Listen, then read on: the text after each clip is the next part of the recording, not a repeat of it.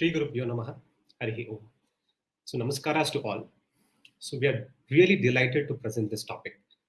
So, the most discussed, Googled, and most practiced by many under many gurus. So, words like Japa, Dhyana, and Tapas is used in our daily conversation very frequently. But the process and the reason to each is quite different. So, if the process is properly known and learned, the benefits are endless. So the attempt of this workshop is to encourage all the viewers to take up this process and practice every day, at least for a few minutes. Hi, I'm Santosh. On behalf of MFI, I welcome all of you for 125th workshop. And just to note that we couldn't come back to you with any of this workshop for the last few months. The only intention was to collate all the informations from all of the viewers. That we've been getting endless emails and comments from a lot of people about the kind of topics that we have to sort of present. And the only reason that we had were, taking these feedbacks up and create a new structure to the workshop, come back with more relevant topics, right? So before we proceed, I request all the viewers to go back to check out some of our interesting topics that we have covered so far. The topics like the 9 tenets of Mata philosophy, who is God, who am I, know what's my purpose in life, etc. So I request all the viewers to actively participate. As we chat, please keep your conversations or the questions handy. So or drop into the comment section so that we can figure it out.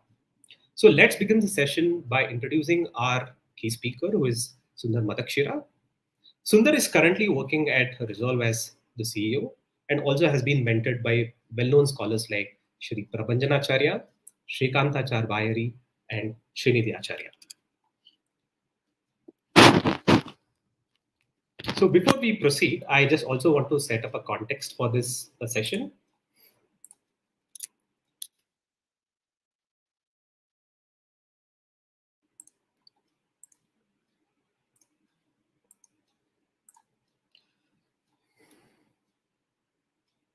Right. So today's context would go like this. So we would be talking about the importance of meditation, the types of meditation, and what are the benefits of meditation, and unique nature of Vaishnava meditation, and the process. And finally, we will be talking about some of the FAQs. Right. So this is how we've laid out the entire structure. So it's going to be like about 30 to 40 minutes of our key discussions, and we'll be taking up some Q&A questions to address all the questions related to MF. So let me introduce Sunder Madakshira into the session. Hi, Santosh. Hi, Sunder. Welcome to MFI for 125th session. And we were really curious about this session, that there's been a lot of questions that have been asked on meditation. The key, core topics like Japa, Dhyana, and Tapas. What are the differences between these three topics, and how do we do it, and where do we do it? And the questions are endless, and I request you to throw some light on these three topics so that it becomes very fruitful for all of our viewers. Over to you, sir. Sure, Santosh. Thank you. Namaskaras to everyone. It's been a pleasure. As Santosh said, last few months we took some time off to basically collate all the requests that we've been getting, look at what we can prioritize, and what are the different formats that we can use to reach out to our audience. So here we're going to be shortly launching our website, which will then give us an opportunity to broadcast more content in multifarious ways. So we don't have to wait for a monthly workshop. There'll be a lot more intermediate updates coming from us. So look forward to that sometime beginning of July is what we're targeting. But coming to the topic today that we have, which is Japa, Dhyana, and Tapas. What is the purpose and what is the end result of this kind of meditation? So let me first take a step back and look at a picture that's always there. Just look at this picture. The moment you see this picture, and what do you feel? What do you get in your mind? The first thing you get is, oh my God, look at this person who's sitting there. He must be so peaceful. He must be so happy. mainly because he's sitting he's sitting and meditating. He doesn't seem to have any anxieties. And the other thing which comes to your mind is how happy it would have been for me to be in that, doing this and performing this meditation. How great it would have been if I had been in this state, right? Or how great it would have been if I could be meditating. This is a picture that always comes to our mind. And let me here bring in a few concepts, right? See, we all aim to be happy. Okay, happy is a state that everybody wants to be. There's nobody in this world who wants to be unhappy, who wants to take even the slightest sorrow, right? Early in the morning, you get up and you say, oh, somebody tells you, see, today, you will have to take a vaccine. The moment that is told to you, you will say, oh my God, I don't want to take this vaccine. It's going to pain. Probably it's going to hurt tomorrow, but then you somehow endure it. But the thought of taking one vaccine sometime in the evening at say 8 o'clock will be running in your mind throughout the day, right? Or anything that is causing sorrow, for example, right? A student thinks about, oh, I've got an examination tomorrow and I have to prepare. Everyone who's working thinks, oh, I've got a review tomorrow, so I have to prepare. Or it could be someone who is a child who's saying, oh my God, do you think my parents will buy me an ice cream or not? So everybody has got certain anxieties, and that is what keeps us away from being happy. We all can be happy, but there are very few moments in our life, and all of us have had that moment when there is a state of bliss, not happiness, but bliss. So bliss is that state of complete happiness, where we say, oh my God, there must be something that he has achieved or something he has experienced which is making him so blissful, right? So let us say somebody has gone to check out his the results of his examination. Somebody has written an exam and he's gone to check. The moment he emerges from the room after checking it on the web, one look at him can tell you that he's happy, and another moment you can easily make out that person has done exceedingly well because there is that moment of bliss that's there on his face. So today's meditation technique is is being discussed with the context of what will give us bliss, not mere happiness, right? And that is the speciality or the special angle or perspective that Vaishnava meditation is actually going to be looking at. So this is an enduring picture that all of us have in our mind, which is what is that state of bliss, and that is the end goal of what we want to achieve with today's workshop. So if you go to all our mythologies, it's full of pictures where we see even gods sitting in the meditative procedure, whether it is Lord Narayana, Badri Narayana to be specific, or it could be Sri Hayagriva Devaru, who's got, who's sitting in the Dhyana with four hands. One of the hands has a Japa mala. That means you need to, do the Japa. And then there is the goddess Lakshmi, as many of you might be aware. Namakkal, which is a place close to Salem in south of India, is a place where it is believed that the goddess Lakshmi also sat in a meditative position, meditating on Lord Narayana. And whether it is Chaturmukha Brahma or Hanuman or Shiva and all the gods, they're always sitting in a meditative procedure. Now, obviously, there are many other gods who do this. Lord Narayana, whether he's in the form of Badri Narayana or Sri Hayagriva Devaru, is someone who is sitting in the procedure not for his own bliss, but to create bliss for us. So, what are they meditating on? God is always meditating upon himself, whereas everyone else, whether it is Goddess Lakshmi or Hanuman or Lord Shiva, they're all meditating on Lord Narayana. So the question is, if you look at our scriptures, all through our scriptures, we will see references to people performing meditation. Forget about gods, forget about kings, forget about rishis. Even demons, when they want to achieve something, they meditate. Sorry. So, whether it is Hiranyakashipu or Ravana or Kumbhakarna, everybody meditates, although for very, very different purposes. We know the famous story of Ravana, Vibhishana, and Kumbhakarna, all meditating for entirely different purposes. and rest, as they say, is history. So there is a very deep emphasis on the topic of meditation. It is a very, very important part of our sadhana. That is the first thing I wanted to establish in this workshop. Sundar, like I just want to add up this. Like there is such a it's so surprising that even both demons and devatas, all of them actually meditate, and it's surprising that meditation is such a powerful tool to sort of achieve something which we never thought of that could have been achieved just by mere meditating or doing some tapas. So it looks like such a powerful tool to sort of achieve greatness in life. That's what all our devatas in their mere postures we could sort of relate and sort of contemplate on. Absolutely. I'm just moving my mic a little bit, Santosh, because I'm getting a feedback that my Ah, voice is low. I hope it's better now. I can hear your voice clearly. Please do, viewers, please do let us know if the voice is perfectly fine. Improved. Yeah. Yeah. Okay.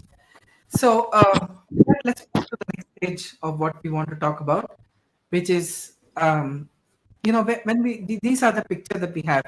And then our gurus, whether it is Madhvacharya or it is Sri Jaitirtha or it is Vadirajaru or Raghavendra Swamiji, anyone, they all believed in this intrinsic part of their life and of their sadhana and their spiritual quest, which is meditation, right?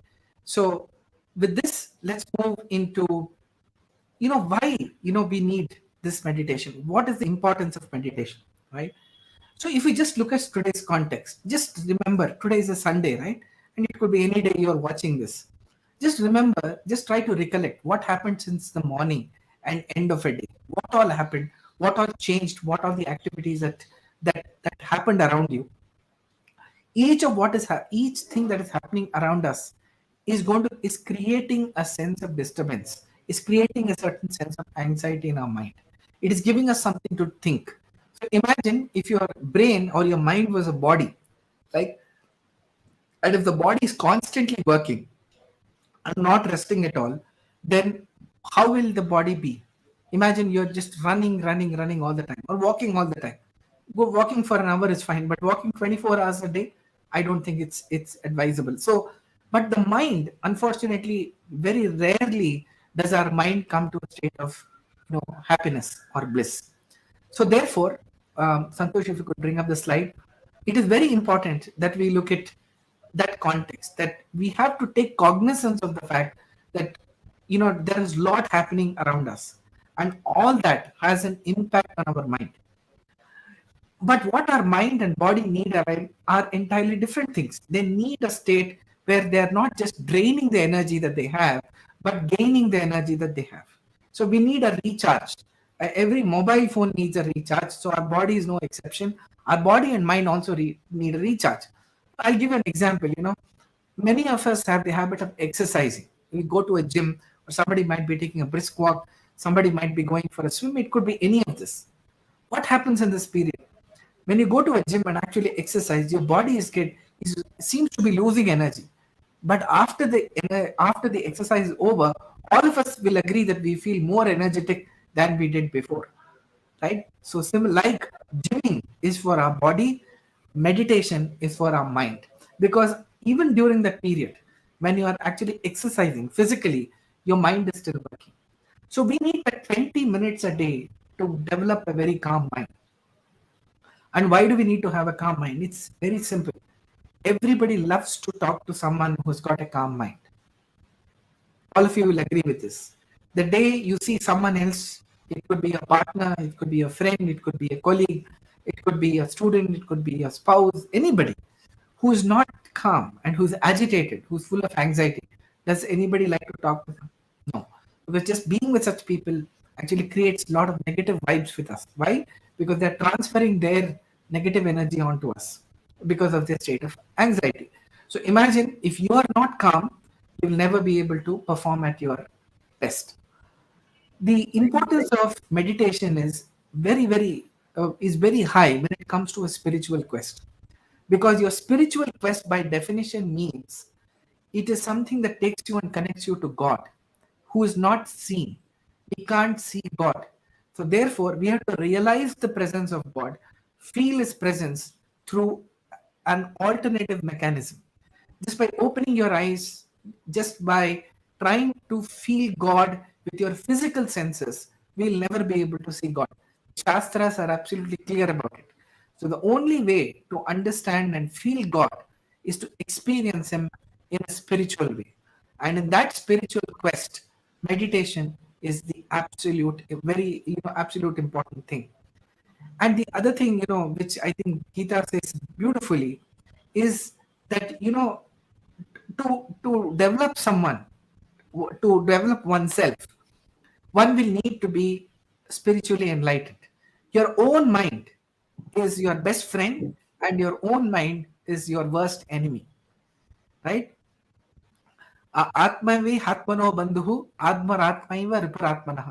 Bandhuratmaiva Ripuratmana. That means it says that your Atma, or your whatever your mind is, can be your best friend.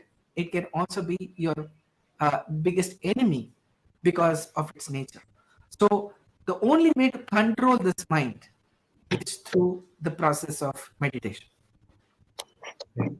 Sundar, I just get a question. Like, you're going through such a chaotic life due to a lot of work pressure. Is 20 minutes adequate because there's 23 hours of so much of tension? Will this 20 minutes would be enough for us to sort of reduce our stress and then have a good day? Yeah, no, that's a very good question, Santosh. We have covered it we are going to cover it again in the FAQs section, but just to repeat here, see, 20 minutes, I think, is a good time, is a good time to get started with, because 20 minutes of meditation, first of all, is not easy for people who are not used to it. So 20 minutes a day should be a great time to start with, and slowly, as things evolve, and as a person gets more and more attuned to the process of meditation, the person can also increase. There is another flip side to it also. Once a person starts meditating, over a period of time, he develops the ease with which he can get into a meditative state. So when somebody starts meditating, initially, he might take as much as 5 to 6 minutes to just to get into a calm state, because his mind will be jumping all over the place.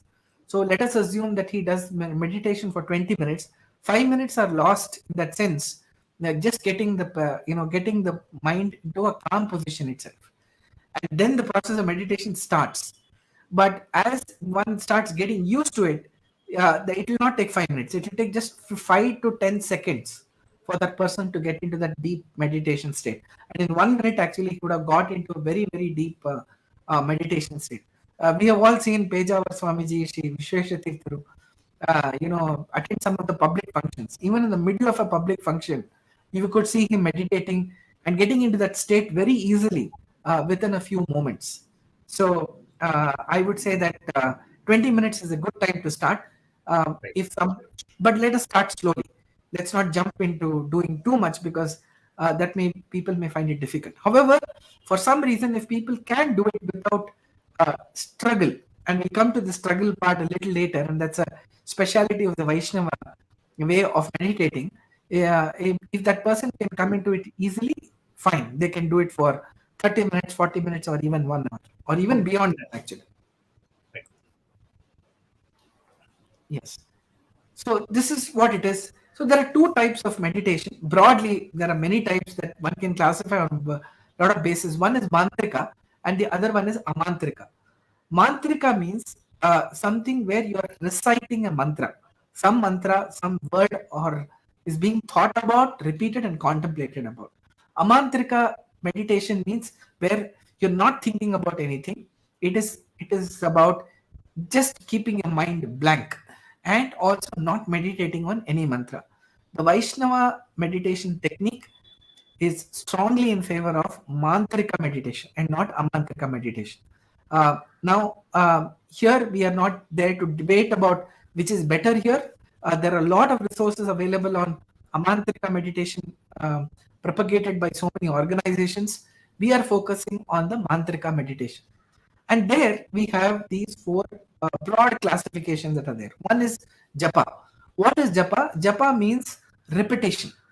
Repeating a word, repeating the name of God again and again to reinforce.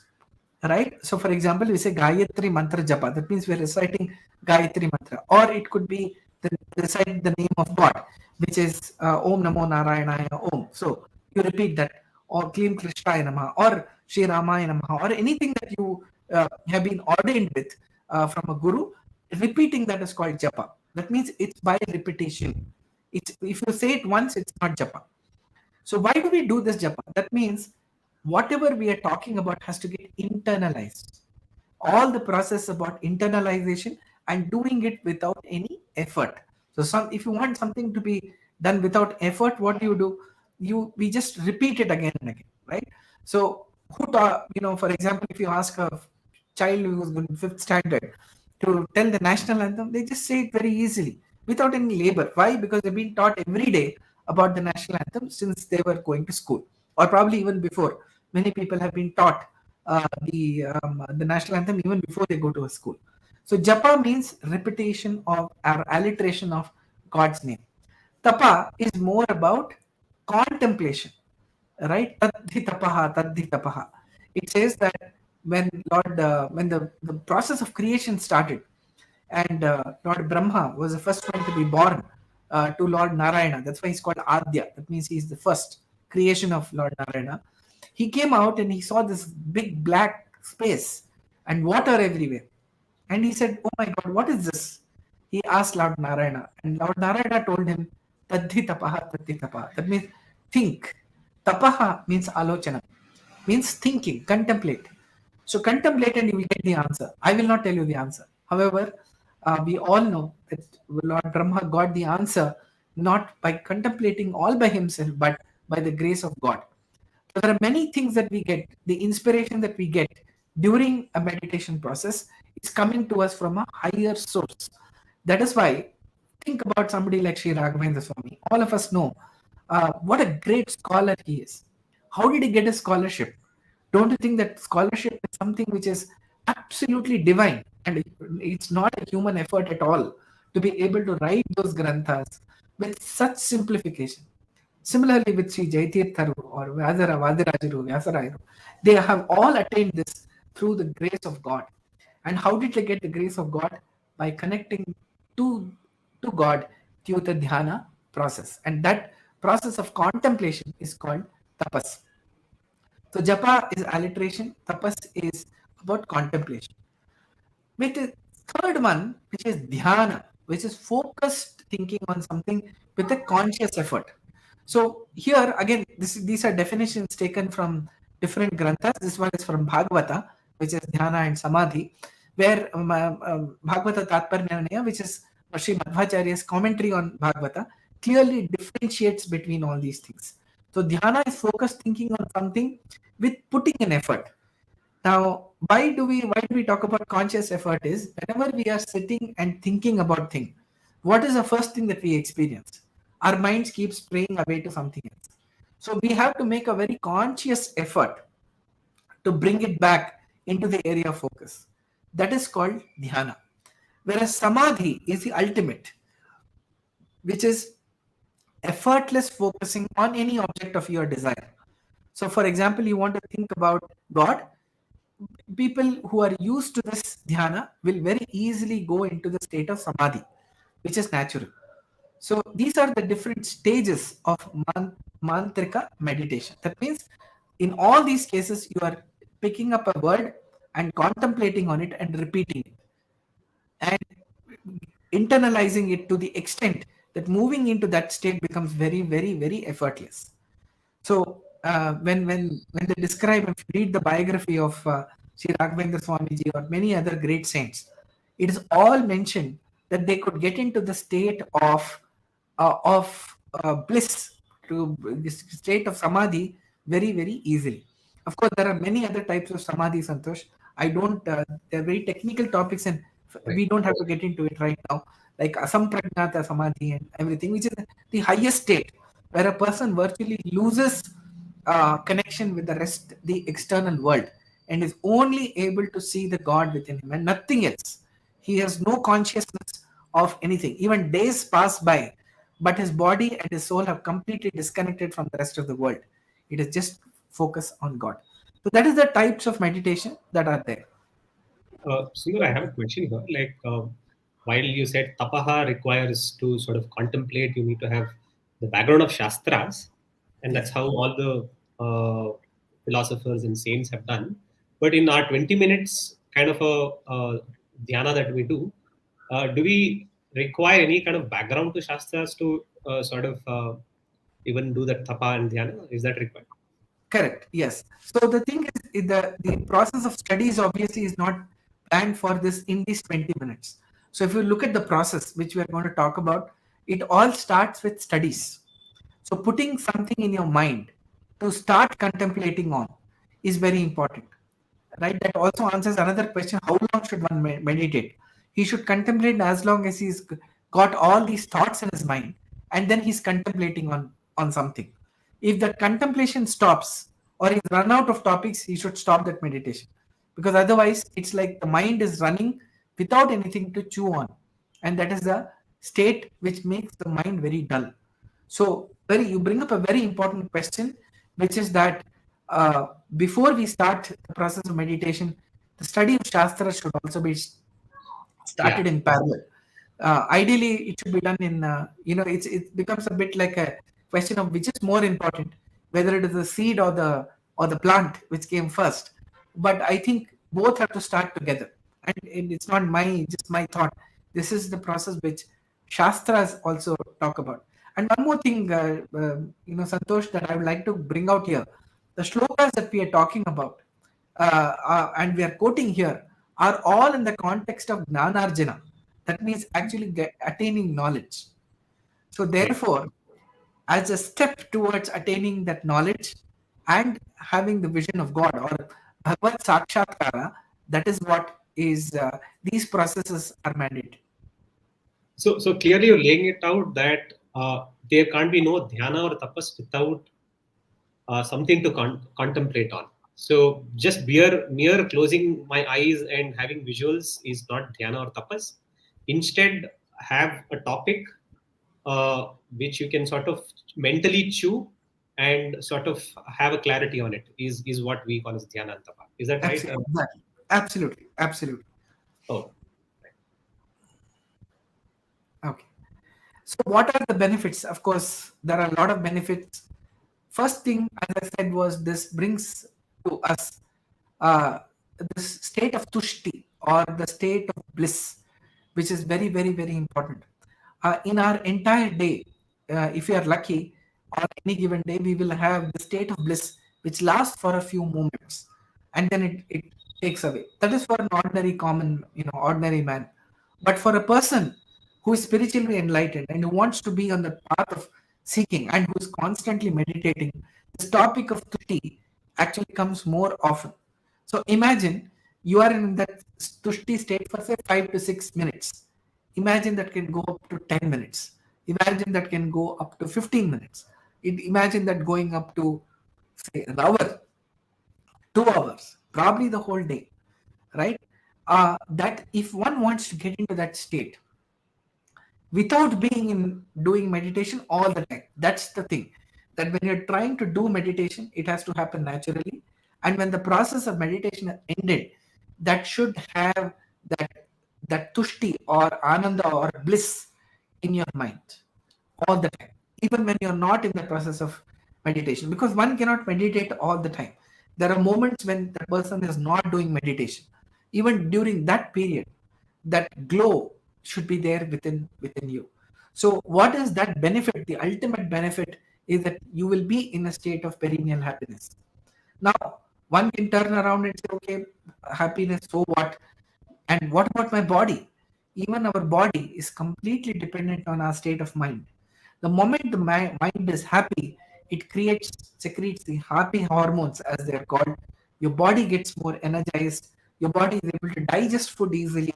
Your body is able to convert that into energy. Very rarely you will find moments when you are dull or tired. So the tushti causes a big impact on your body, and then because of your body is healthy, it leads to a healthy mind. So this cycle starts to happen. So when you're talking about that state of tushti or ananda, that happens because of meditation. Yes, it may not happen in say 1 or 2 days. Like, if you go to a gym, on day one you're not going to get a six-pack abs, but you still try, and one day you will ultimately reach that goal. It could be, okay, I want to lose 15 kilos. Yes, it will not going to happen on one day, but it will happen on, say 2 years time, or 1 year time, or 1.5 years of time, whatever. All that happens because of a constant practice. But the day you start meditation, you will start getting the benefits. Day one, you will start getting the benefits, because on day one itself you will start moving towards that state of bliss. Your mind starts to become more focused on what you want to do or what you have to do. Imagine, I was reading an article recently which said an average employee actually is able to concentrate on something only for 8 minutes at the max. Now, 8 minutes, after 8 minutes, they're getting distracted for a variety of reasons. Now, that is a very dangerous situation for the employee as well as for the organization, right? So, similarly, imagine everybody starts losing attention. Imagine a surgeon who is doing is performing a surgery and suddenly loses focus. What an impact it will have on everyone, on the patient. So, similarly, our life is very short, and we can't waste that time getting distracted and not being able to focus. So, day one, am I going to get the benefit? You will get the benefit of just contemplating and doing dhyana, and then being in that state of starting to focus on something. Earlier, if you were able to focus only for 5 minutes, that will go to 6 minutes, then seven, and so on and so forth, till you achieve what you want. So you will be a better student, better employee, a better husband, better wife, better father, mother, better human being if you are meditating, because you create that positivity, you're focused on whatever you have to do, and you transfer all these benefits onto the people who are there around you. There are people, like, when we go and meet great saints or great Swamijis, we feel like going and talking to them. Why do hundreds and thousands of people come from all over the place to seek their blessings? Why do all of us go to that state, to Tirupati, wait for hours together for to have darshan just for a few moments? Now ask anyone who has just had darshan and say, would you like to have another darshan? You have to wait for hours. That person will promptly go and join the queue, of course, provided he has the time. He would love to do it. All that, stress and strain just disappears from our mind in one moment that we have the darshan or the glimpse of God. So that's the power of meditation, because everybody cannot be in Tirupati and having the vision of the God all the time.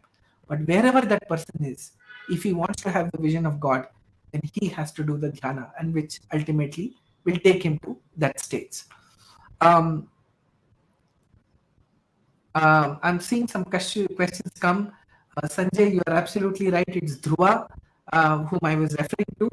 Are Vipassana form of meditation also good to be followed? I have no commentary on that. Unfortunately, I don't know enough about that format of Vipassana. I've heard about it. I've gone through those sessions a few times, but I have no commentary on that. That's a very different type of meditation, as I've already said. When we meditate, should we try to visualize? Yes, we will be coming to that shortly, Ayesha, Parveen. So, Santosh, if you could come back with the slides, which is talking about the unique nature of Vaishnava meditation. So, there's a typo. It's not mediation, it's meditation. So, here, what we say is the number one objective of the Vaishnava form of meditation is actually to be able to see Lord Narayana. The central purpose is to have visualization of God. The central purpose is not anything else. And because we are getting to that visualization of God, the sorrow, the stress, the anxiety, the strain, the physical, draining of our being, everything will stop, because we are now connecting with a higher source. The moment a phone starts to, drain, what do? We quickly plug it in. A laptop is draining, we quickly plug it in. Somebody is feeling hungry, he starts to eat. So similarly, the meditation is a way to recharge us. It's a way to reset and recharge. And that happens with the ultimate goal, which is to see Lord Narayana. It has to be unlabored and natural. That is the focus of Vaishnava meditation.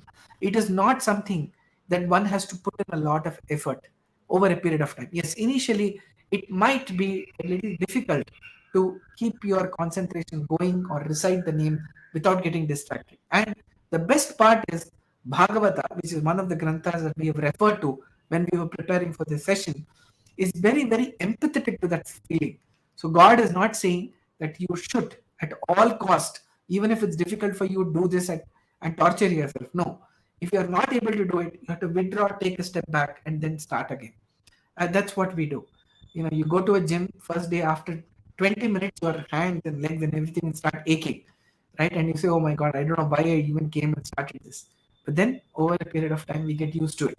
And from 20 minutes, we say, "Okay, 20 minutes today I can do. Let me go back today, and tomorrow I'll come back again and try to do more." From 20 it goes to 22, then to 25, and then to hour. So therefore, in this whole process, it's very important to remain that it has to be something which comes naturally. Over a period of time, this meditation state comes naturally to us. I have had my own experience. Initially, when I was trying to do this, I could not do it for more than a few minutes. But over a period of time, with effort, it starts to come. But the ultimate goal that it has to be something which is natural. Then we so it is everlasting, and it's a state of mind. So here is what we are saying, that the meditation is over. Let us say somebody does meditation for 1 hour.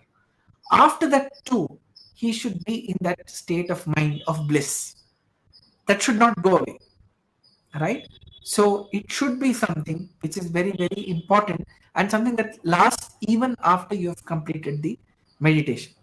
So whether it is Sandhya Vandana or Mantra Japa or anything, any form of meditation that we are doing, they are all forms of meditation only.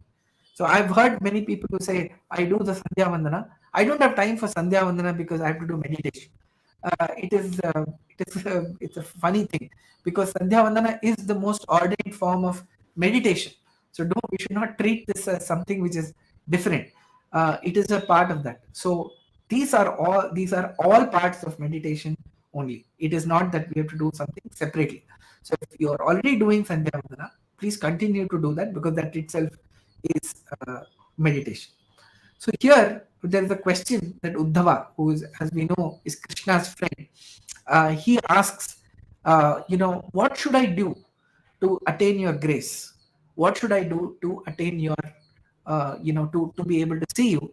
And what Lord Narayana gives him as an answer, Lord Krishna gives him an answer, forms a very, very important part of Ekadasha Skanda, or the 11th chapter of Bhagavata, where Sri Krishna describes in detail what is that process for Vaishnava meditation. So I will let you lead the shlokas, but in short, Lord Krishna says that one has to practice pranayama, and then he gets into the process of the meditation, which we will talk about shortly.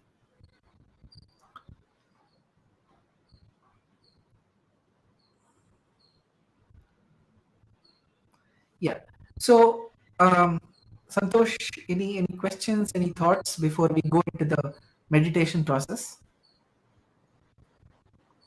No, Sunder. I have far few questions in the FAQs right now. Okay, sure. So let me go through this. This is a very important part of our workshop. So let's focus on this. The first step towards meditation, as we said, we want to have the grace and the vision of God. Aisha, to your question, should we visualize Chaturbhuja Srihari? Yes, the answer is yes. So how do we do that? We imagine the picture of God, and first contemplate on one body part at a time. So we think about every part of the body, but one body part at a time. So if you're thinking about, let's start, this is the structure which has been given by so many stotras, including the Dwadasha stotra, where it starts from how are God's feet, how are their feet. So one starts from the feet and goes up part by part and all the way up to the head of the God. So one contemplates on one part of the God. So close your eyes and think about each part of the God. So first, think about the feet of the God. What is special about that feet of the God? Even we have feet and even gods have feet. But how big are the feet of God? The feet of God are akasha, as big as the sky. That means they are infinite. So imagine if the feet of God is infinite, what about his whole body?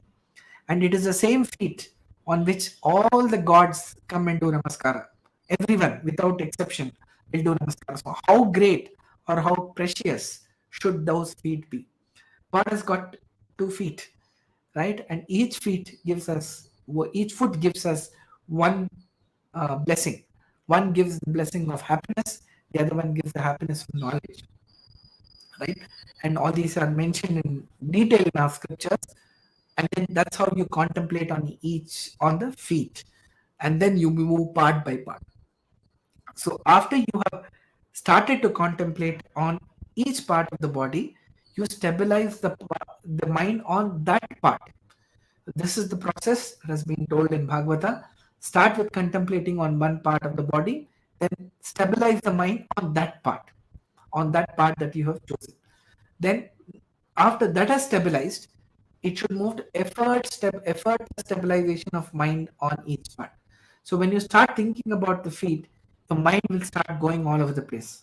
It'll think about other parts of the body. It'll think about something else. You'll think about, oh no, I have to go somewhere. All these contradictions start coming. So you have to stabilize that first, and then slowly but steadily you will be able to attain the effortless stabilization. Then you continue. That's the first step. That is contemplating on one part of the body. The second one is contemplating, like this, you cover all parts of the body and then move to contemplating on the entire body of Lord Narayana. So this, many people ask, how do you do this? So ideal way to do this is to have a picture of God in front of you. Start thinking about it and then close your eyes. So for example, you're looking at the feet of the God. Look at the feet of the God in the picture and then close your eyes and think about contemplate on the feet of the God. So even when you're closing your eyes, you obviously are not able to see. You'll still have that image in your mind, and then that's how you contemplate. Similarly, entire body, then effortless stabilization of the mind on the entire body, because again your mind will start keep moving here and there. So you effortlessly you try to stabilize the mind on the entire body, and just again continue that process where you are moving from one part of the body to the entire body. And after that is done, here is what happens. And this is a great result of the meditation. And that's what Bhagavata says. Once you come to know what a great person God is, all of us sometimes treat God like someone who is a slightly better version of ourselves. That's not true. That's not the way we should be looking at God, because God is the ultimate, He is the infinite being. So when we realize or we start to visualize God as someone who is so great, immediately we forsake our ego or you know aham bhava, ahankara, and attachments, which is mamakara. I think all this is mine. All this is because of me. And all of us are prone to this. The moment we do something, you say, "Look, I've done this by myself. Look at how hard I work. Look at how capable I am. Look at how talented I am." But somebody who's meditating and moving in that direction will ultimately forsake his ego as well as attachments, ahankara and mamakara, which are the most difficult to give up. And once you have given that up, you feel absolutely light and weightless, because now the burden of having to protect your ego, protect all those things that you think are yours, is not with you anymore, because they don't belong to you. Suppose we going out and we are just traveling in a bus. All of us are very conscious. Oh my God, this purse that I have in my pocket, I have to somehow guard it because it's mine, because it's very precious. I have earned it, and this belongs to me. Uh, Imagine that you didn't have the purse at all. Now, the suggestion is not to go into a bus without a purse, but the idea is that attachment is not there. Then, how will you work? Now, this is not practical in the world like this, but in a spiritual journey that you are taking it, you will be in a state where you say, now, all this does not belong to me, and all this, the burden of having to protect it under all causes goes away. So your mind then becomes less and less anxious. Sundar, like Exactly. while you were narrating this entire process, can my visualization can be on any Ishtadevata, or it has to be Hari itself? Yes. So all this process is on Srihari, Santosh. The Shastras are clear that that is the process of meditation. Now, the question is, why not other gods? Yes, you can contemplate on other gods, to, which are enablers. That process will be an enabler for you to connect to Lord Srihari. But ultimate goal is to be connected to Lord Srihari himself and no one else. So the process is very clear about Lord Srihari. Yes. Sundar, there's a question. Sanjay is asking: spending time performing Sandhya Vandana, Deva Puja would fetch us punya versus spending time on meditation. Exactly. Exactly. That's the point that we made earlier as well. That Right. saying that very contemplation of God. All these are nothing but the mechanics of actually getting us that into that meditative session. So, for example, just imagine there was no form. Like many people say, why do we have idols? Why can't we think about God without? One can think about God everywhere. People say, when God is everywhere, why do we need idols? The question is that visualizing God is not easy without symbols. So that symbols are the representation of God. Brahma Sutra is very clear. Om na pratike nahi saha om, which says God is not the idol, or the idol is not God. God is in the idol, or in the saligrama and other things. So therefore, we have a mechanism by which we can ensure that we are always contemplating on God. And Sanjay, you are absolutely right.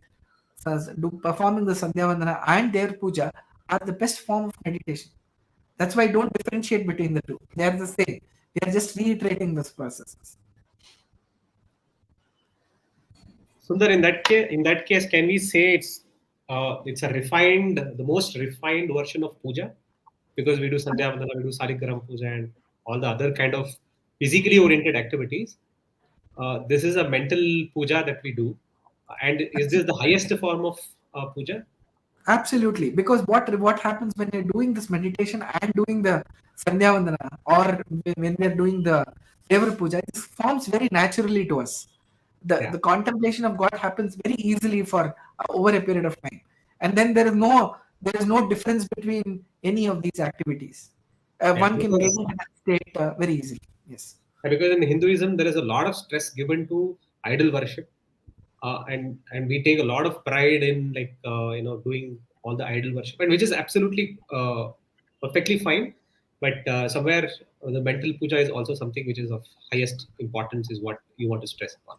Yes. So, we just have to be cognizant about how pragmatic it is, right? It takes a lot of effort if there are no symbols. So, therefore, we need these symbols to start tuning our mind, right? As they say, a picture is better than 1,000 words. If everybody could read the Vedas, the Shastras, and get a idea of the God, then we wouldn't have needed anything else. But in the absence of these things, one has to go side by side. Let me give an example. I'm an engineer. I'm sure many people would also be there. And even if you're not an engineer, you can understand this. The moment, let's say you're talking about how does a car look, right? There could be lots of words, a lot of stuff written on how a car looks. But you just put one picture of God or one picture of car, sorry, instantly one will get, oh, this is a car. I know, I've seen this car, right? That's how a child understands, right? So similarly, these symbols and these rituals help us concretize our conception of a god. Slowly and steadily, one will reach a state when a person does not need this kind of ritualistic activities to get that. But to get to that activity, till such time, one is on this quest. And even after reaching that state, and Brahma Sutras and all the other Shastras say that even people who have attained moksha are people who still have to perform these karmas, because they do that to constantly reinforce their learnings. So yes,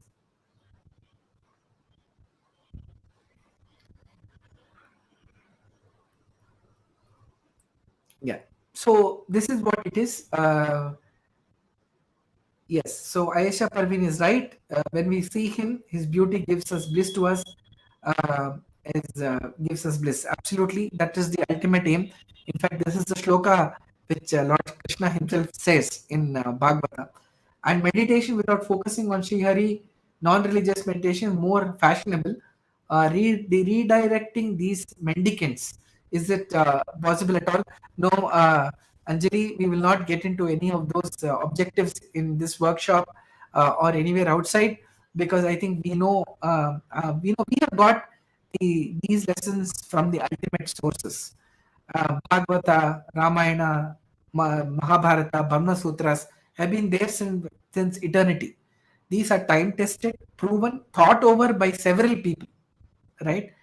If Sri Raghavendra Swamiji is saying this is the way to do the meditation, I don't think we need to question anything. So when we are sure about what we want, let's stick to that, and let us do what we are supposed to do.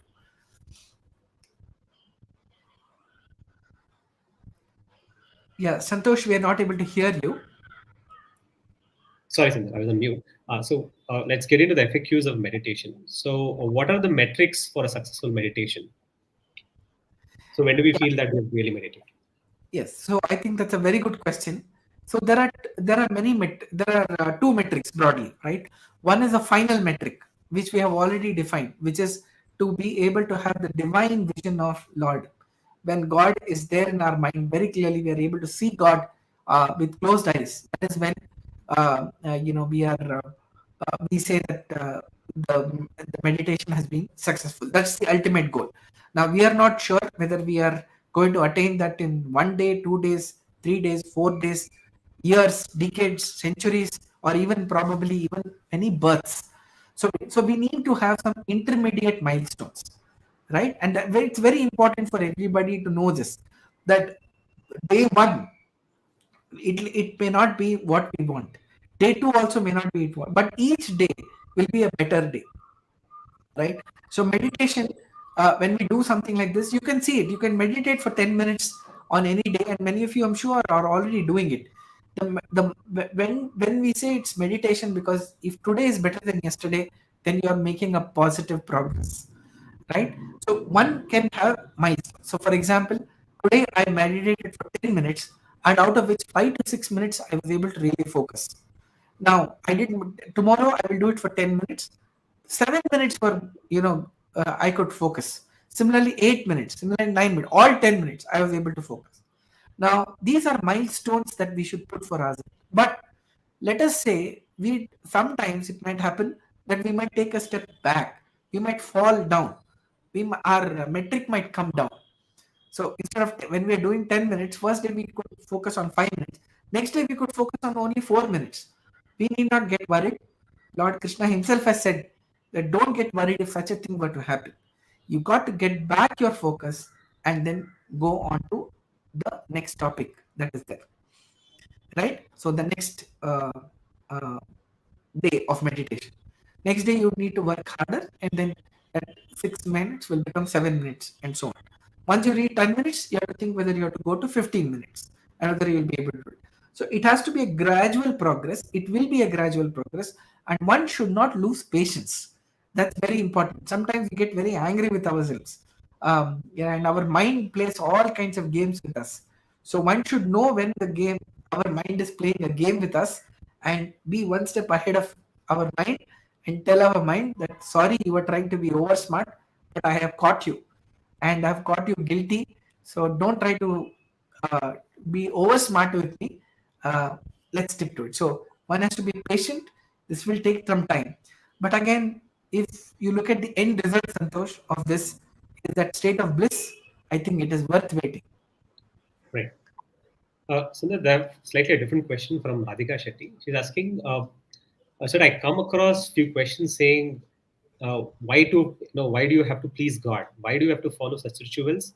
I get very upset with these kind of questions, but how do I answer to those purposely when asked? Why should we please God?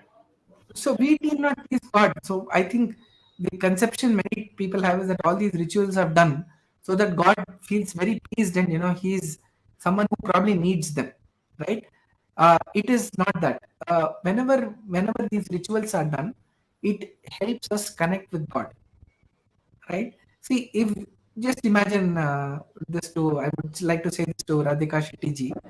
When she goes to, let us say, what kind of friends would she like to have, right? People who are always present, who are knowledgeable, who can help you maybe sometimes when you are in distress. A person who's extremely, who can give you a lot of energy, right? Our best friends are people like that. And whenever you think about them, even just thinking about them, makes you feel great. Just imagine God, right? He has got all these qualities in infinite measure. So when you're talking about happiness, who can give us more happiness than God, right? So when we say we have to please Him, it's more about connecting with Him, right? And that is why these rituals really help us. Because if you want to look at it, oh my God, I have to do it just to appease someone, then that's a wrong approach. We hear about great devotees. We hear why great devotees. Even look at several common people who are devotees. They wake up at 5 o'clock to do their puja, right? They work till late in the night to read the scriptures or perform some other rituals, right? Why do they do that? Because they really love it, right? Look at several people who are working. All of us who are working as professionals, we work 12 to 14 hours a day. Why do we do it? Because somewhere there we believe that's what we need, we want to do. Or it could be that this kind of profession gives me something. Imagine God. He's giving us everything. Our existence is dependent on Him, right? So it's important that we, number one, it's our duty to acknowledge whatever He has given us. So this is like thanking Him for what He has given us. Isn't it our duty? So you order a particular item on an e-commerce site on Amazon, and somebody comes and delivers you. You thank that person also. When you're thanking someone who is giving you everything that you need, don't you think you should thank someone who's giving us everything? I think that is the meaning of these rituals. Now without these rituals, it will be very difficult for us to get into that state of mind. That is why these rituals have been made. So I hope that answers Radhika's questions. Uh, just like finding the same question, Sundar, when do we feel that we've really connected? Is there a kind of a metrics that that says that we've connected? Because all these tools helps us to connect, but Yes. there's a question that we feel that we are really connected. Yes, I think one thing is that a person feels definitely more. Uh, uh, he feels more that he's gone into a higher state of happiness. So it makes him feel happy. So if you're feeling more happy for no apparent reason, one of the reasons is that you are connecting to a higher source, right? So we are all students of who? Ananda Tirtharu. So after doing all this, what is the expectation? Is Ananda, is happiness. So there is no scope for sorrow in our life. So even when things don't go our way, we are able to understand what it is. So, and why this has happened. We just say it's God's will. God wanted this to be the way. I keep doing whatever I want to do, right? So you're driving on a highway. Suddenly you find a place where the highway is being dug up. What do? You just take a bypass and go. Is it something that's very happy state for you? No, but you say okay, it's there. It's just you keep moving towards your goal. So therefore, I think it's very important to be as and when a person starts meditating, he starts experiencing more happiness. The state of sorrow or unhappiness keeps going down, and the state of calmness improves. The way you interact with people will also change because you are much calmer. Even when they're bringing a problem to you, because you're clear in your mind and calmer, you're able to tackle all those issues. Just imagine a neurosurgeon is suddenly called to perform a neurosurgery of a brain. Can you imagine the kind of situation he would have faced? Imagine the surgeon also gets excited, gets anxious, gets gets nervous. He's not going to be able to perform. So he stays calm. because he knows how to handle the situation. He's calm. He does exactly what is to be done. Most complex thing in the body, I think, is the brain. I'm not a doctor, but I that's what I've heard. But when that happens and he's able to handle that situation calmly, it's because he's at a higher state of knowledge. Similarly, a person who is connected to God is in that state of bliss. It's is in that state of happiness, even when things around him may be going right, may not be going right. That is what even the Gita says. It is Chitta Pragnatva. That means a state of balance and equanimity which is there. Right. So the who should meditate is the next question. I think you should ask me who should not meditate, Santosh, because Right. that's an easier question to answer because everybody should meditate. Everybody should meditate. There is no, our Shastras are very clear. Everybody should meditate in their own ordained way, right? A child, has to meditate. It's a good thing to start when the child is young. I know it's difficult to imagine a 6-year-old sitting and doing meditation, but the child is able to sit down and even for 2 minutes, if the child is in a state of meditation, it's great. And as the person grows and evolves, the meditation should increase. But everybody, men, women, young, old, everybody should meditate. Right. Uh, is it mandatory to get any upadeshas, Sundar? It is mandatory.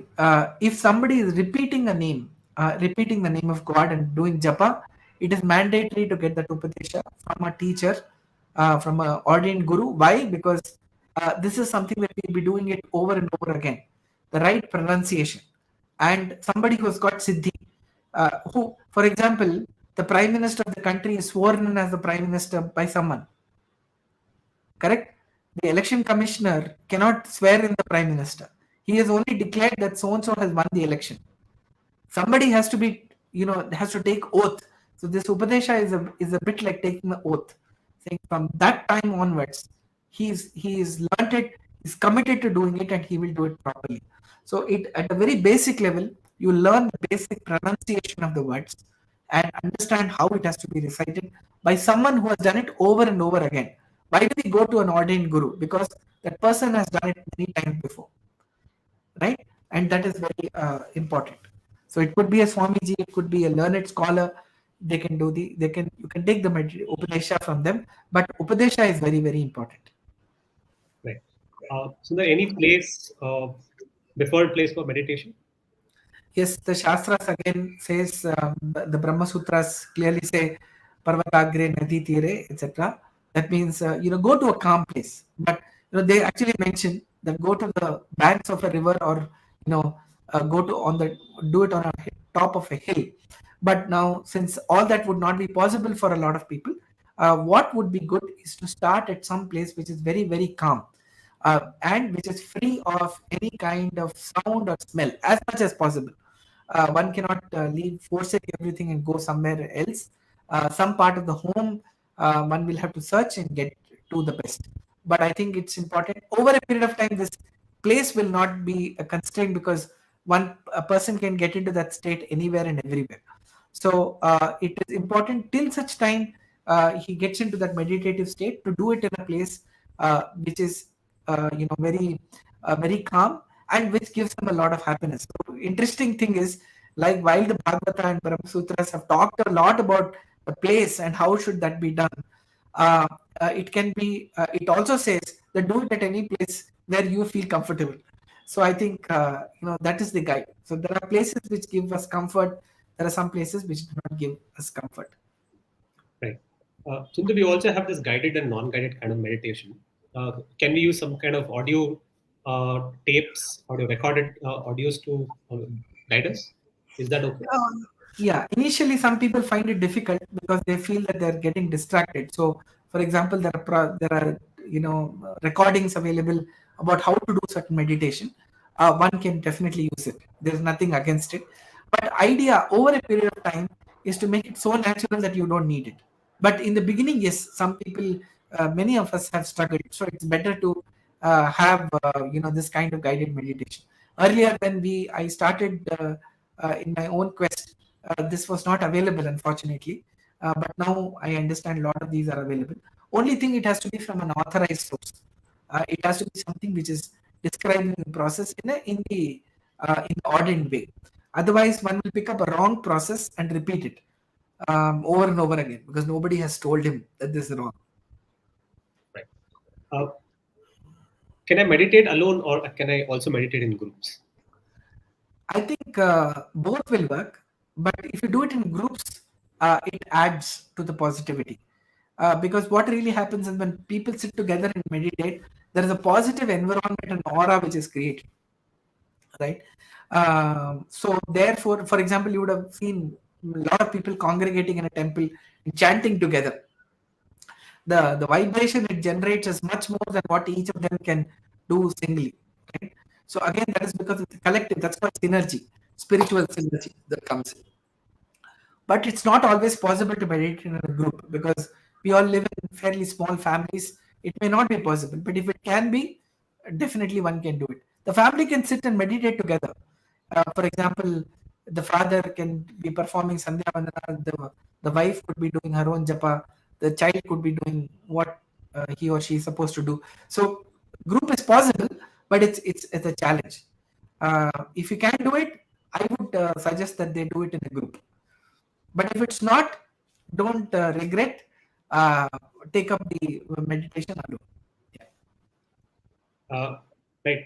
So there's a question from Prashant is asking, can you kindly distinguish the meditation process of Acharya Madhva to all the popular ones by Ravi Shankar, Sadhguru, and other kind of meditations? See, I wouldn't like to comment on what some of the new schools of thought are talking about it.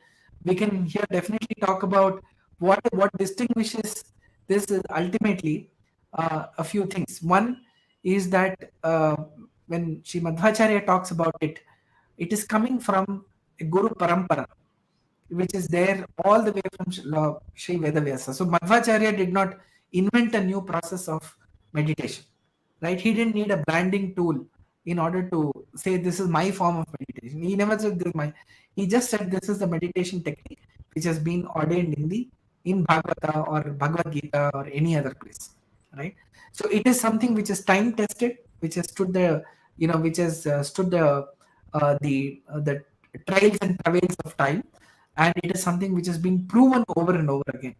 That is one. Second thing is, the main focus of meditation is to be able to contemplate on God and contemplate on the Shastras, or whatever we've learned in the science, contemplate it again and again. That's what I said is tapas.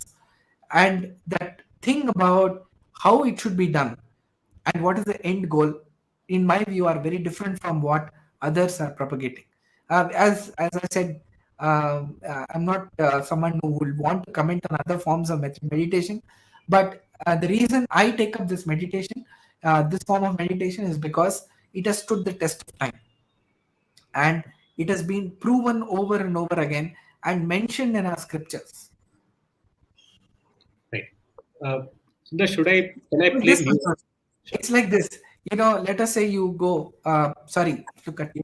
Let's say you go to a hospital and say that, look, I can you please? I have a headache. Can you please help? And then the first thing you hear is, oh, come here, it's a brand new hospital. The doctors, every doctor here has just graduated yesterday was their convocation. All the nurses who are there, they have come from the nursing school. You can see all the equipment, it has not been used at all. We will test you, and if you need a surgery, congratulations, you'll be the first person to undergo a surgery in our hospital. How many of us will be motivated to take up some things like that? The techniques which are mentioned in the Vedas have been put in for our purpose. Let us not forget that. And it is something which has been thought about, corrected, repurposed again and again over the years. So something which is that well established, I would like to go with that. Right. Sundar, can I play music, or should it be silent while meditating? Again, I think music is a form of support, and it sometimes helps. But sometimes it can be distracting also. initially, I think I would suggest that if you are the kind of person who likes to do it with meditation, please use music. There is no harm in it. But ultimately, the idea should be to get into a meditative state without that music, right? Don't make it an addiction. It is better to meditate without the music. One can start with music for sure. Right. And what time of the day should I meditate? Any preferred time?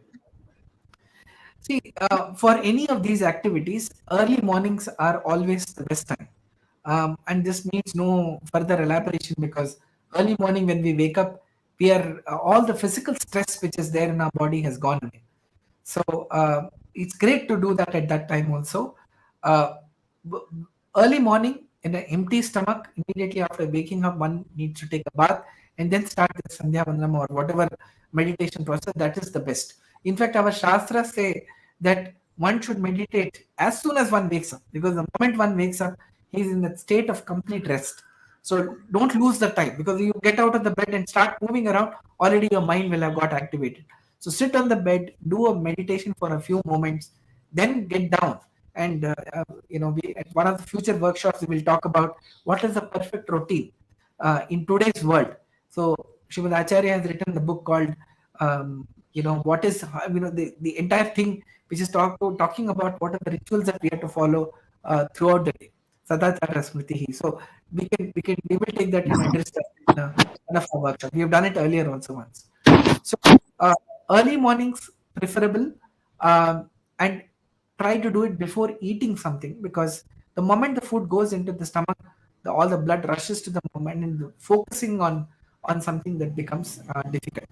So all the three sandhya times, that is early morning, afternoon, and evenings, are times when you are actually hungry because morning you would have woken up, then again at 1 o'clock before lunch, again your tummy is empty, and again before evening dinner time, your tummy is empty. So you are able to focus on that very easily, and those are the times which are there. Now, for some reason, and I know people are extremely busy. Sometimes just don't work for people, right? People ask this question: How do I do Sandhya Vandam in the afternoon, for example? Meditation, I can't do it in the afternoon. So definitely at that time, yes, you may not be able to do it. So you can do that meditation in the morning itself, and again try and do it as early as possible in the evening, right? So if you are able to do it, if you're not able to do it at the ordained time, you can do it some other time. The other thing also to do is to pick up this concept of 10-minute meditation. This is just 10 minutes. You just contemplate on the name of the God by closing your eyes. That is something that one can pick up and one can do it at other times as well, which is just about again reorienting yourself. And we have a lot of times like that. For example, we are traveling in a bus, we are waiting for something to happen, or we are just sitting around without doing anything, or just trying to stay away from social media and mobile phones. One can start meditating. One of the biggest questions that we get is we don't have time for meditation. If you can make 1/10 of the time that we spend on social media towards meditation, I think it will be a very, very big gift that we are giving to ourselves. Like our friends like to give, and the family members, they gift us mobile phones. We should give 10 minutes of our time away from those mobile phones to us. That's a greatest gift we are giving to ourselves. Right. Sundar, is it required for me to take bath before meditation? And what kind of a clothing that I should wear while meditating? Yeah. So again, this is what we started off with saying.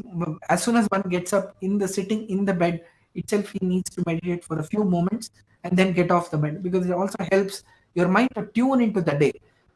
What we do is we all wake up to an alarm. So the moment the alarm rings, we get up, spring out of the bed to sort of switch off the alarm. So we might still have to do that, but once we sit for a few moments, your mind starts to tune to the whole world, and then get up and take a bath and then do this. Now, why do we one has to take a bath? Because one feels more comfortable. All of us feel fresh whenever we take a bath. So I think taking a bath is always suggested. And what kind of clothes? I think the clothes which are ordained as per our shastras are the best suited. And there's a reason for this. You know why? The reason is the volume of our body is not same during the day. It keeps changing up and down. Many of us may not know this, but the shape of our body changes throughout the day depending on our own mechanics of our body. If you look at the dhoti or the panche that we wear or the saris that women wear, they all are adjustable. So you can take off the dhoti and wear it. It'll again fit into the body with the shape and the size of the body which is there at that time. So you will always be very comfortable if you're wearing this. Any cloth which you are comfortable with is recommended. Now the thing is, why do we say that this is to be done with the dhoti, etc.? It's because it gives you that state of complete comfort. If some adjustments have to be made, you can do that, and then you are in a state of comfort to be able to do it. Because let us say you're wearing tight fitting clothes, or something is not feeling right, or you have to constantly move your hands or legs to do something, then that serves as a distraction. If you are wearing very heavy clothes, for example, you start sweating. If you wear very light clothes in winter, for example, you start feeling cold. So get yourself in a comfortable position, and that is what is recommended.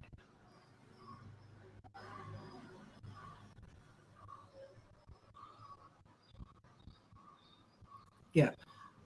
Sundar, can you just like touch upon the last FAQ? Yes. Yeah. So one of the FAQs that we got it in other workshops is, which is more important? Is meditation more important or Jnanarjana more important? That's pursuit. Instead of studying, why don't I do Dhyana? So the question is never whether it is this or that. It could be both are important. Both are very, very important. But for us to have that vision of God, to attain God, or attain salvation, there are four issues which come in our way. One is the spiritual ignorance, which is ajnana. And I'm specifically saying spiritual ignorance because knowing about the world, for example, somebody could be highly qualified but might be still spiritually ignorant. So that ajnana exists. What is the best remedy for ajnana? Is to get gnana, which is through all the ways in which one can acquire knowledge, spiritual knowledge. So Shavana is just one way. Shavana means listening, etc. That's why we use the word etc. because it's about hearing from a guru, learning from a guru, doing one's own studies, that is Svadhyaya, learning from your peers and so on, discussing, debating, everything. So everything from listening to lectures, attending workshops like this, attending, reading yourself, understanding that by your discussions with your friends, so on, all that helps you to get that spiritual knowledge. The other one is samshaya and viparyaya. So samshaya means all the doubts and confusions, all the questions that we have in our mind. Great thing is our shastras, our scriptures never say you should not have these doubts. In fact, they welcome doubts, and they know people will have doubts. And the shastras have been written only to clarify and clear those doubts. If people did not have doubts, or having doubts was shunned upon, then the shastras would never have existed in that place, right? So doubts and confusions are there, which are called samshaya, and incorrect understanding, which is viparyaya, which is somebody has not got it right. All these things and lead to lack of vision of God. Therefore, to be able to get to overcome ajnana, one will need gnana. And to overcome the samshaya and viparya, one needs manana. Because the moment he gets, what is manana? It's about thinking and contemplating. Oh, I heard this. Is it true? You will get more questions. Uh, get them clarified. Over a period of time, you say, okay, now I don't have any questions left in my mind. I'm clear. They say, okay, good. Now you move to the next stage. So therefore, and meditation, which is the lack of vision of God, it comes and it is overcome by dhyana, where you can actually get the vision of God. So which is more important? Overcoming ignorance is important.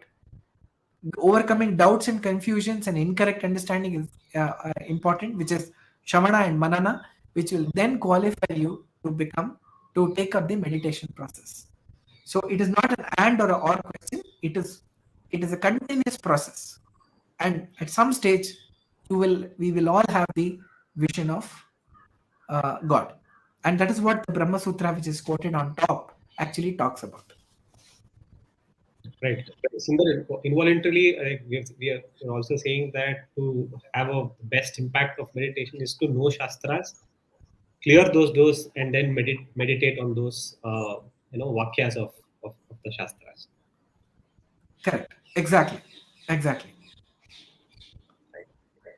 So, moving on. Sundar, what are the key takeaways, Sundar? Absolutely. So the key takeaway is right there on your screen, Santosh. It is to have the vision of God, like the way it is shown in this picture. Imagine that we all have this vision of God. Some stage, even to a limited extent, is going to be a very big thing for us. It's going to give that ultimate state of bliss to all of us. And we've all heard from the experiences of all the great yogis who have all contributed to our scriptures that that is the ultimate for them. And they have studied for tens of thousands of years to be able to do this. So key takeaway clearly is that we should all meditate. That's number one. There is a Vaishnava way of meditation which is different from other forms of meditation. And in this process, we have discussed how one should contemplate on each part of the body, stabilize one's mind, move to another part of the body, stabilize on that part, and so on, and then ultimately contemplate on all parts of the body. Uh, for whatever reason, if one is not able to make that progress every day, it is fine. One has to keep working on it, and with effort over a period of time, one will attain that. So one should never give up the effort, and at the same time, not get worked up. I have seen a few people get very worked up if they are not able to focus. That is the nature of our mind, Santosh. That's the world that we live in. Arjuna asks Krishna that my mind has become chanchala, or my mind has become wavering. Imagine who is asking that. Arjuna, right? Arjuna is supposed to be the epitome of focus. Whenever we are talked, we've all heard the story about when he saw the bird. The only thing he could see is the center of the eyeball of the eyes of the bird and nothing else. This is his level of concentration. And he's such a great human being, such a great friend of Lord Krishna. And you see his valor in the war, which is very evident. Despite that, he's asking the question, he's the greatest archer of his times. Sarvadheya, Sarvasheshta, Dhanurdhari. He's struggling to focus. What can we talk about other us mortals like us, right? So I think one should not get perturbed. The nature of the mind is to keep getting distracted. It's its basic inherent nature. You cannot ask why does the water flow, because that is its nature. So the mind's nature is to keep going, but to keep bringing it back to where it should be is what an intelligent person will always do. So this is the key takeaway for us. Please go through any parts and let us know if you have any questions. I think there are more questions, Santosh. We may want to take them. Yes, Sundar. I have one question from Prithvi. He is asking like, does demons also are also using meditation as technique? And what could be the anusandana? Because everyone meditates with different anusandanas will have the same results. No. So people, it is all dependent on what anusandhana they have. So if you look at all the demons, they all had ulterior motives. They just use the meditation to try and achieve those objectives. So for example, Hiranyakashipu's idea of being was to become immortal and invincible. So that, and why does he want to be immortal or invincible? Because he wants to create trouble for everybody else and kill Lord Narayana himself. So he wants to become immortal to kill somebody who can never be killed, right?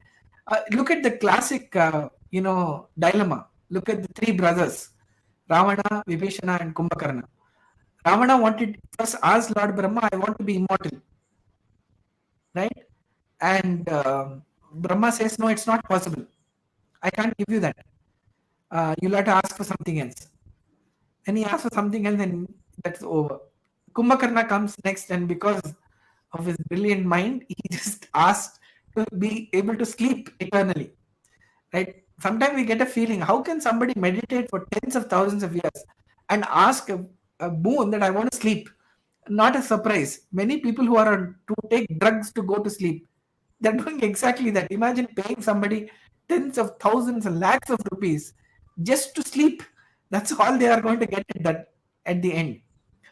Then came Vibhishana. Vibhishana asked Brahma that he sees Brahma and says, "Oh my God, I've seen you. The vision, your vision itself is what I want. I just don't need anything. Just put me on the path of Dharma." And you know what Lord Brahma gives him? He says, "May you become immortal." Just now he had told Ravana that nobody can be immortal. But he gives immortality to Vibhishana, though Vibhishana doesn't ask. You know why?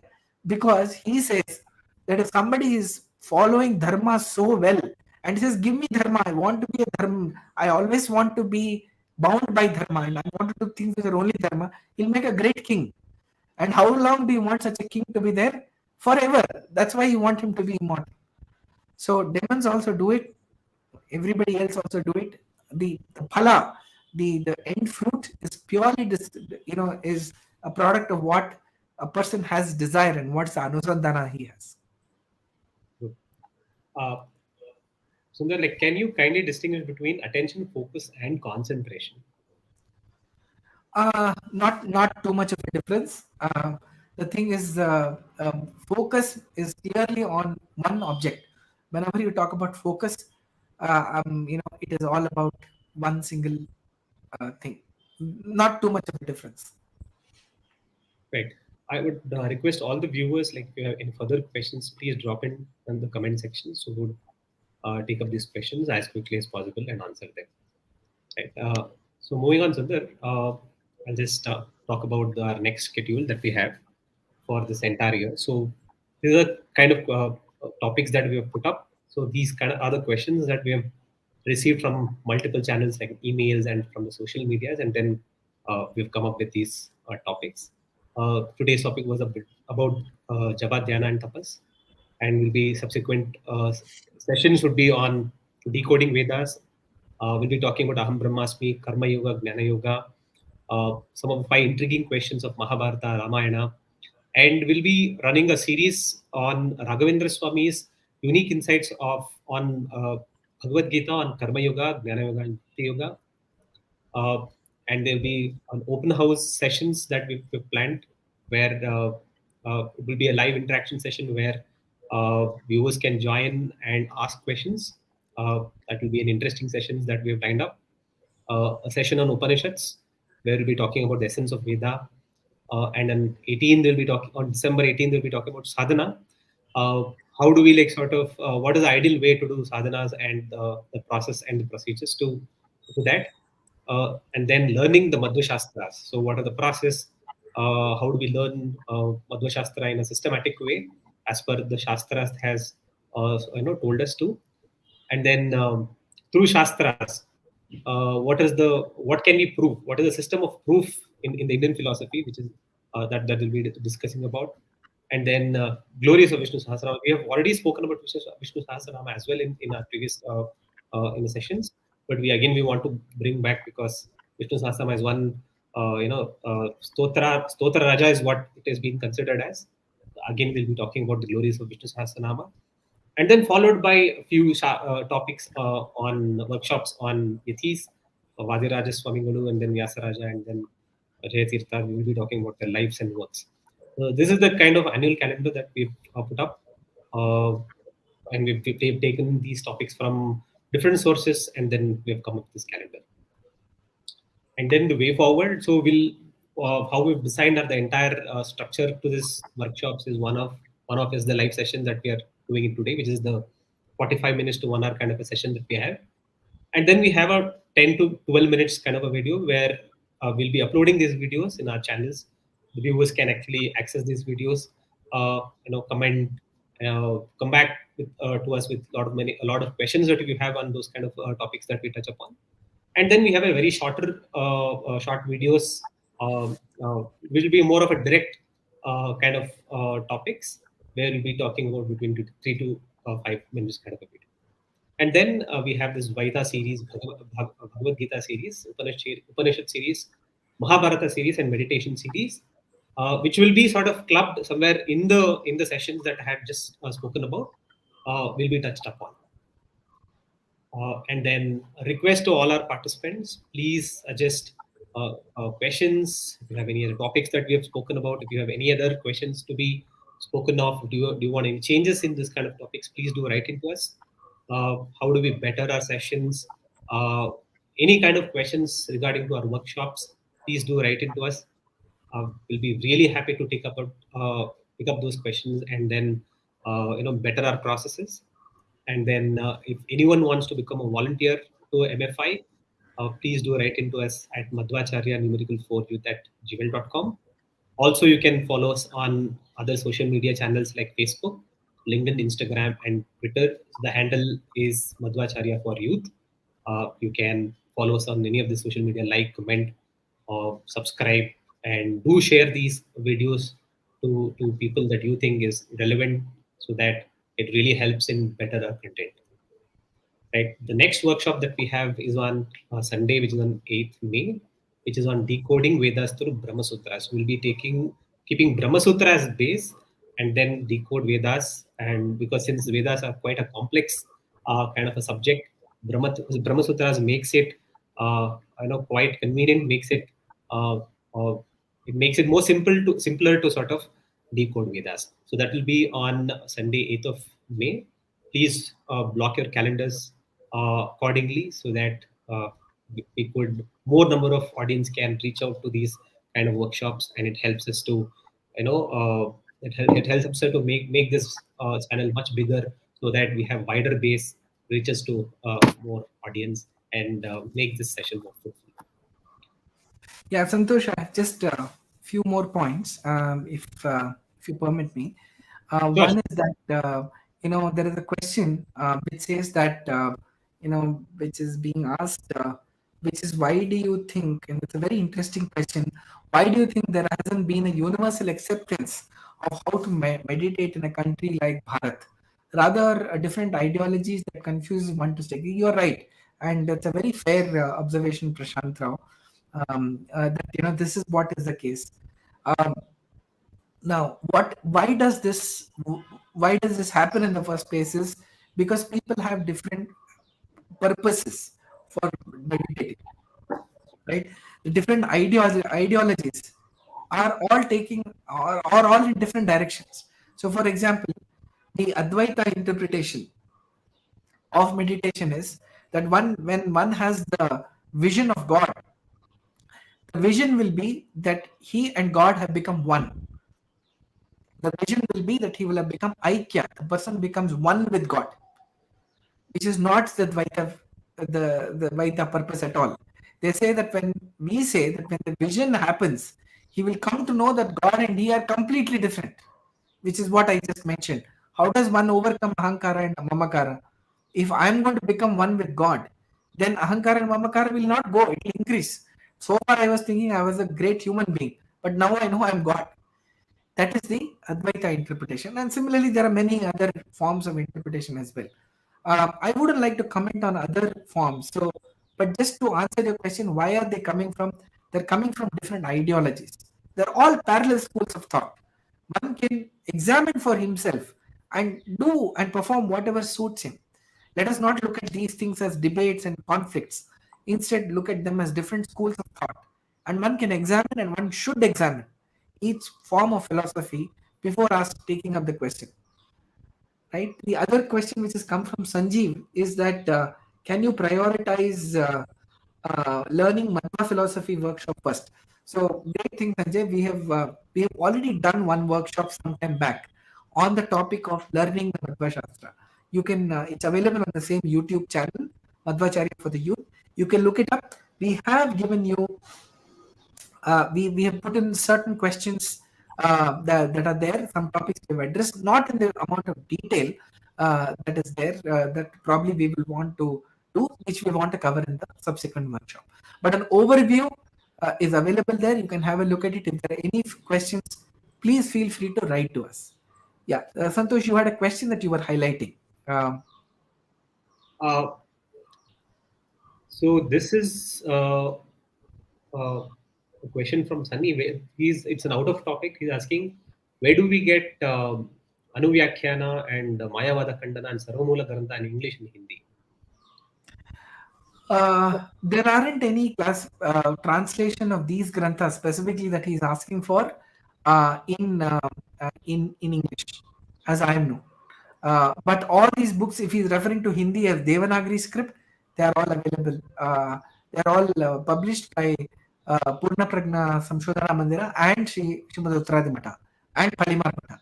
All these are available in Devanagari script, original with and all the commentaries, all the Sarvamoola Granthas and the commentaries are available as such in the Devanagari script.